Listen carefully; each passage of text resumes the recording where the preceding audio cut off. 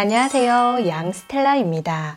오늘도 함께 해주셔서 감사합니다. 오늘은 4월부터 달라지거나 새로 시작하는 정책들 중에서 일상생활 속에서 꼭 알아두셔야 하는 내용들을 소개해 드리겠습니다. 4월달부터 유난히 새롭게 시작되는 제도들이 많은데요. 먼저 4월 1일부터 5월 말까지 봄철 살림내 불법행위 특별 단속이 진행됩니다. 그동안 코로나로 인해 외출이 제한되고 날씨도 추워서 집에 있는 시간이 많았지만 모처럼 따뜻해지고 날씨가 화창해지면서 등산객들이 늘어날 시기인데요. 등산 가서 두릅이나 쑥 같은 산나물, 산약초 등을 소유자의 동의 없이 딴다거나 인터넷 동호회에서 단체로 산행을 가서 임산물을 불법 채취하는 등의 행동을 특별 단속합니다. 2천여 명의 단속 인력이 투입되고 드론까지 띄워서 단속한다고 하는데요. 산나물, 산약초 등 임산물을 산림 소유자 동의 없이 불법으로 채취하는 경우 5년 이하의 징역 또는 5천만 원 이하의 벌금에 처해집니다. 그리고 산림에 오물이나 쓰레기를 버리거나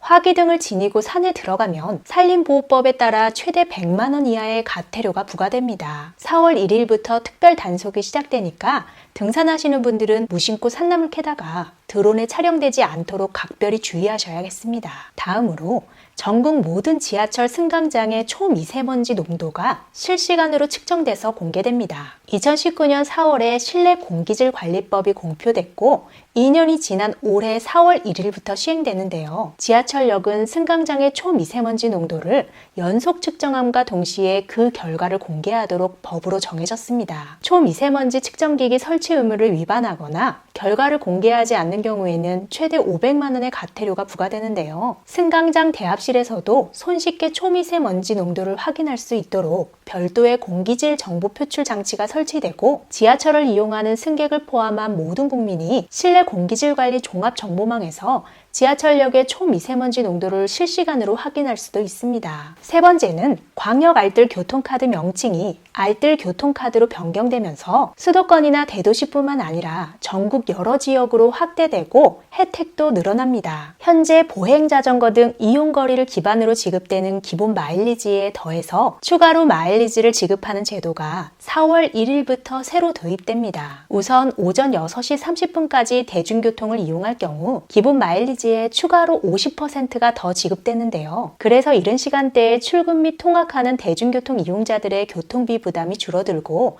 자연스럽게 이용 시간대가 분산되면서 사회적 거리두기 유도에도 기여할 수 있을 것 같습니다. 그리고 기초생활수급자 및 차상위 계층에게 적용되는 추가 마일리지 지급 제도의 대상 연령이 현재는 만 19세에서 34세 청년층이었지만 전 연령으로 확대되기 때문에 대중교통을 많이 이용하는 기초생활수급자 및 차상위 계층의 교통비 부담이 줄어들 것이 기대됩니다. 다음으로 4월 5일부터는 청년 신혼부부 매입 임대주택 6,682호에 대해 올해 첫 입주자 모집을 시작해서 5월부터 입주가 시작되는데요. 예전에는 신혼부부 기준이 결혼한 지 7년 이내 신혼부부라든지 여성 나이가 49세 이하여야 한다는 기준이 있었지만 올해부터는 나이와 상관없이 혼인기간 7년 이내의 부부나 예비부부, 6세 이하 자녀를 둔 가구는 신혼부부로 인정받습니다. 그래서 재혼한 중년, 노년 신혼부부도 신청이 가능합니다. 청년 매입 임대주택은 이사가 잦은 청년의 주거 특성을 고려해서